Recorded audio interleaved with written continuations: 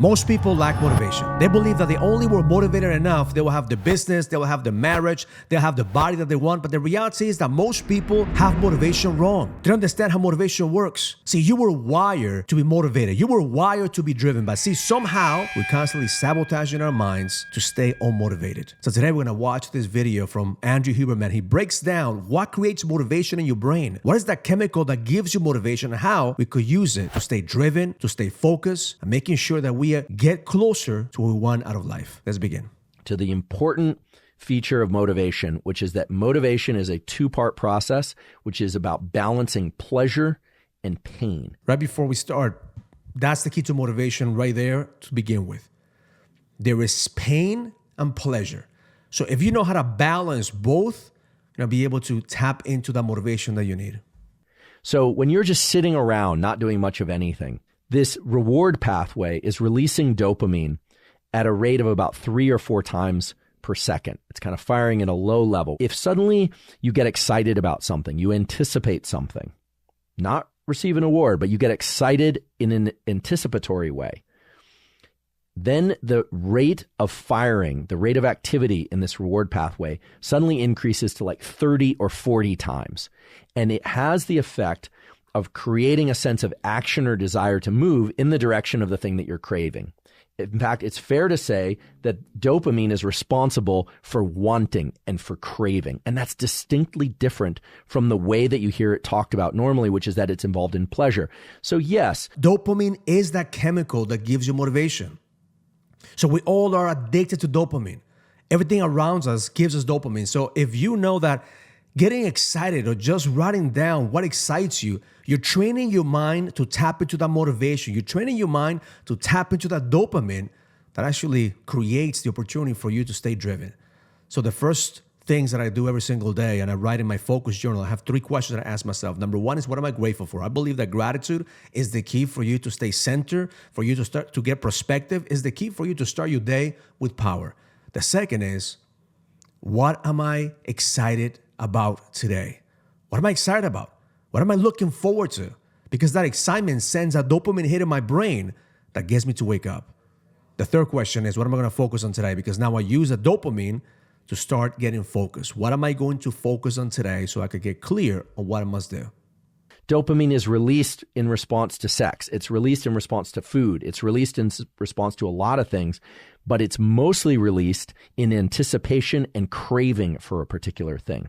It has the effect of narrowing our focus for the thing that we crave. And that thing could be as simple as a cup of coffee. It could be as important as a big board meeting. It could be a big final exam. It could be the person that we're excited to meet or see.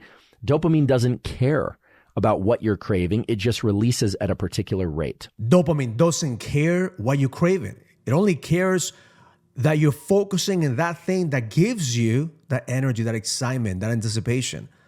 So one of the key things for you to understand how motivation works is that first you have to see it. First you have to want it. First you have to visualize it.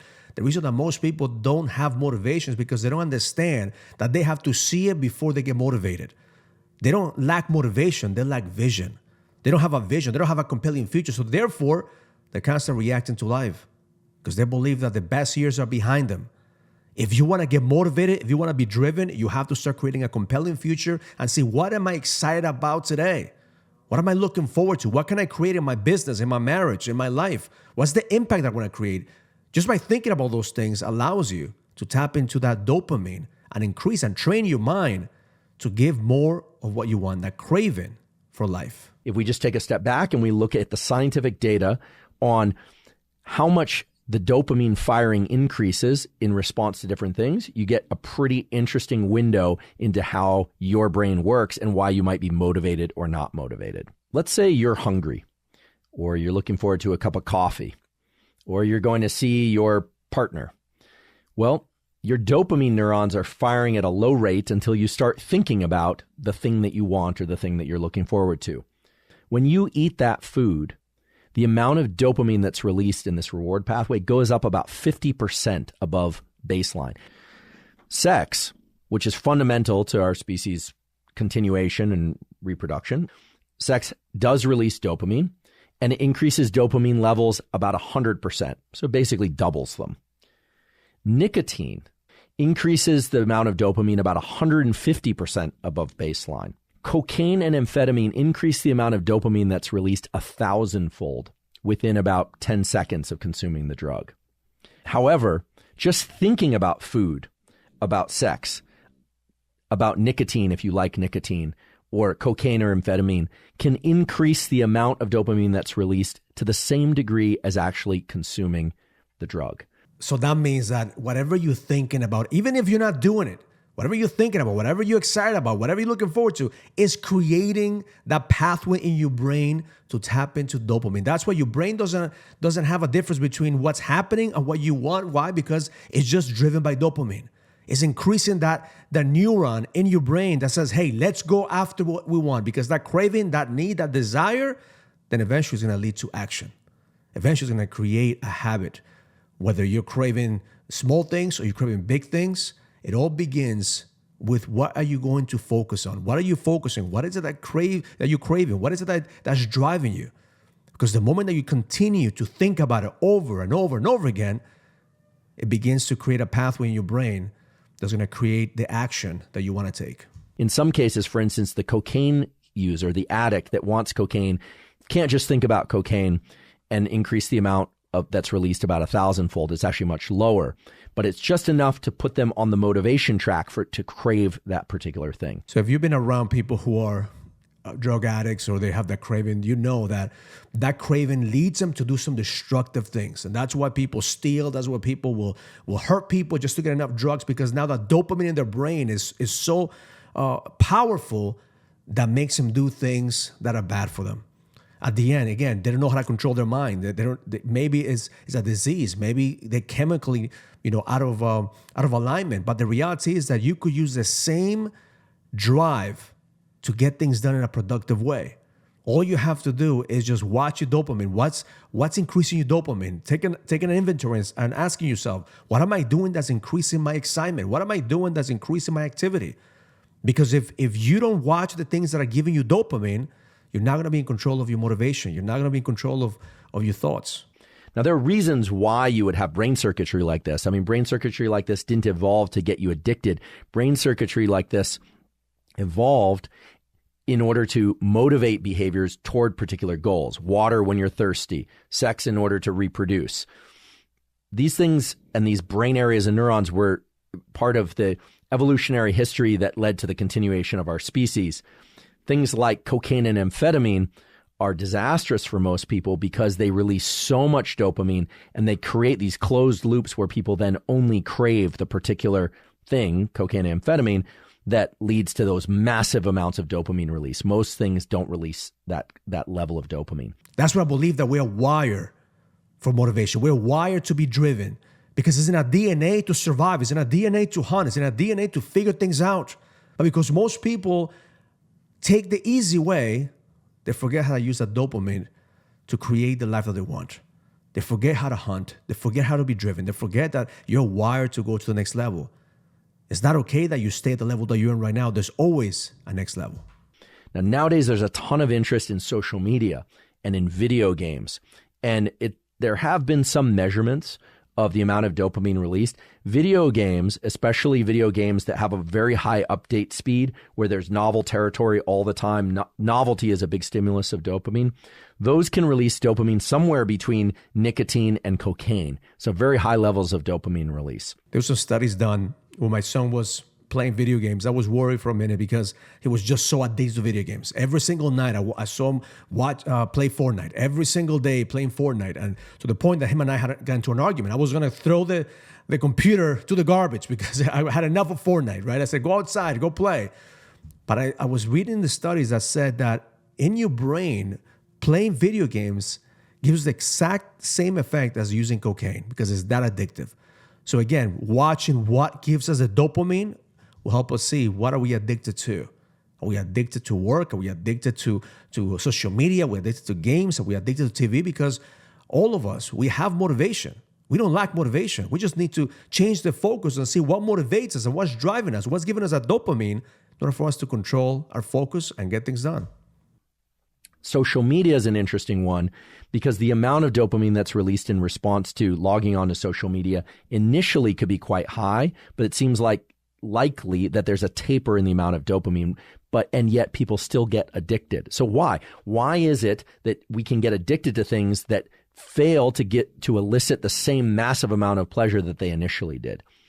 Being addicted to something isn't just about the fact that it feels so good that you want to do it over and over again. And that's because of this pleasure-pain balance that underlies motivation. So let's look a little bit closer at the pleasure-pain balance, because therein lies the tools for you to be able to control motivation toward healthy things and avoid motivated behaviors towards things that are destructive for you.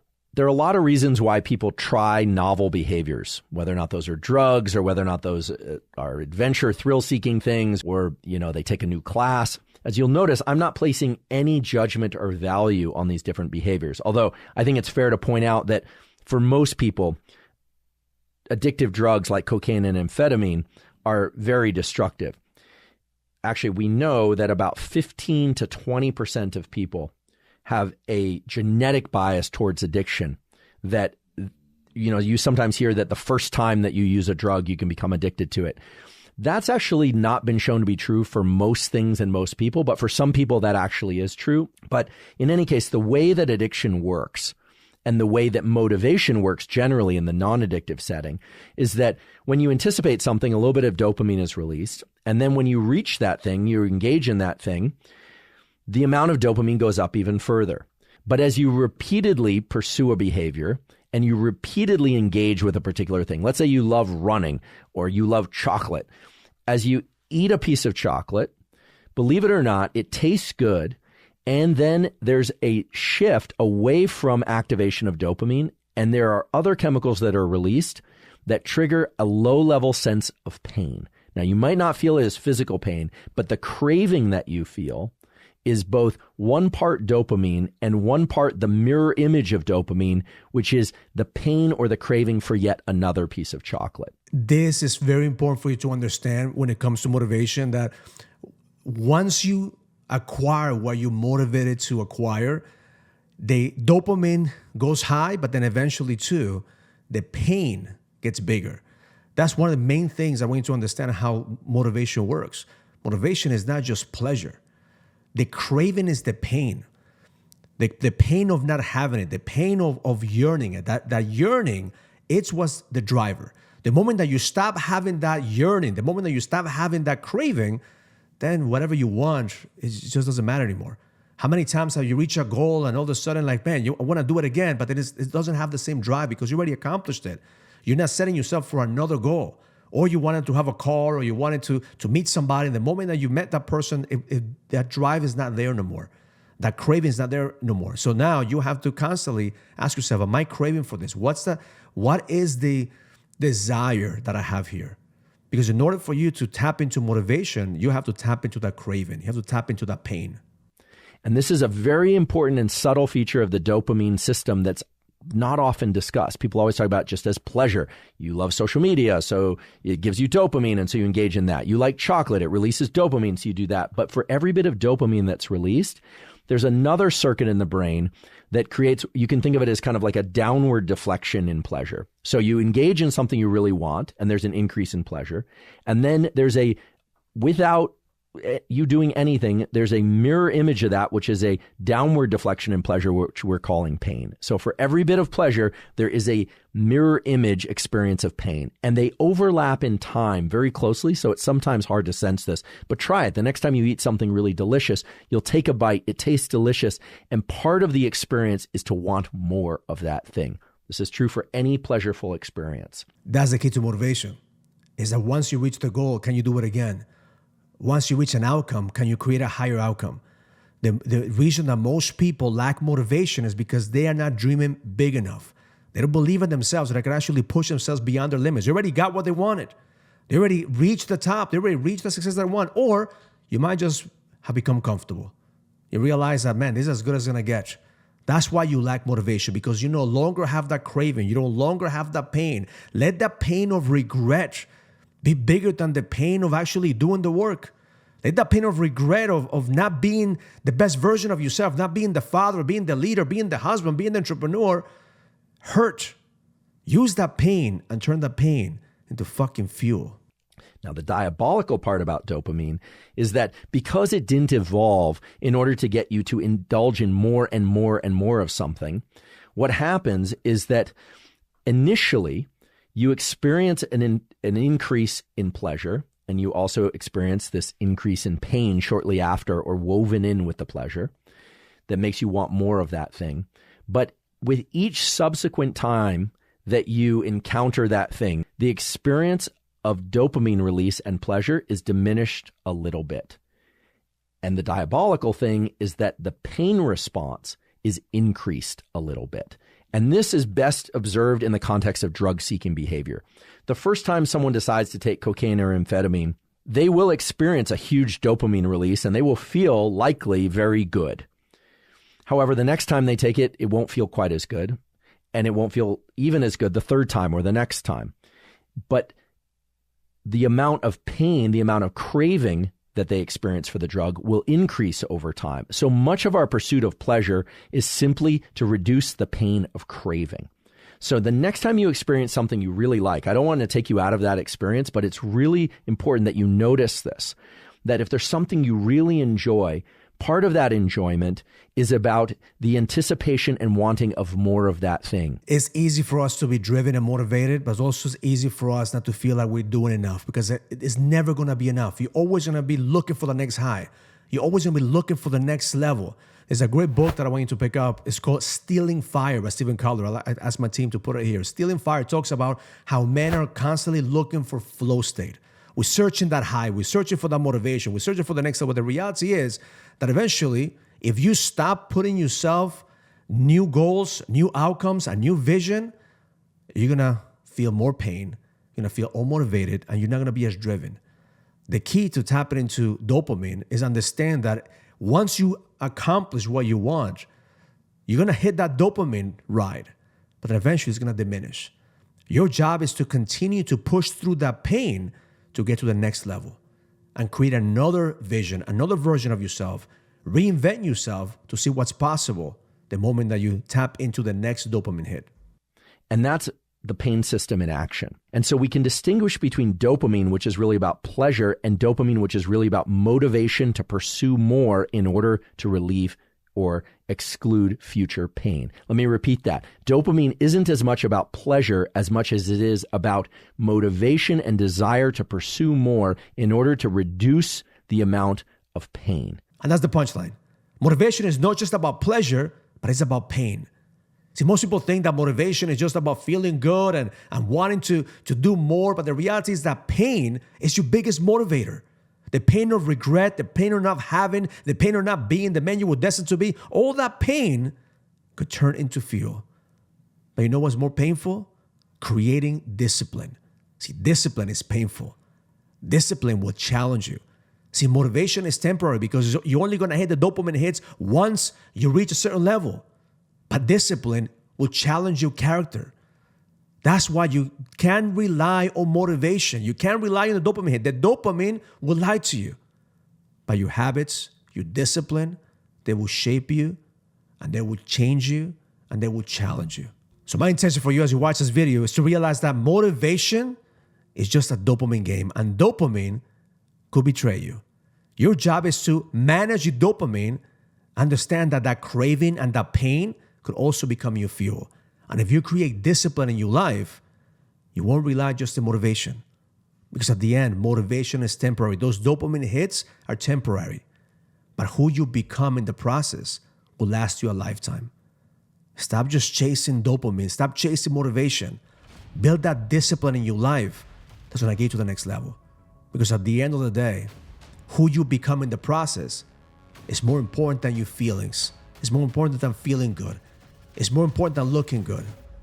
Your character, your values, your discipline will create a legacy. If you like this video, make sure you check out this video over here when I talk about how to create mental toughness to overcome adversity. Check out this video now.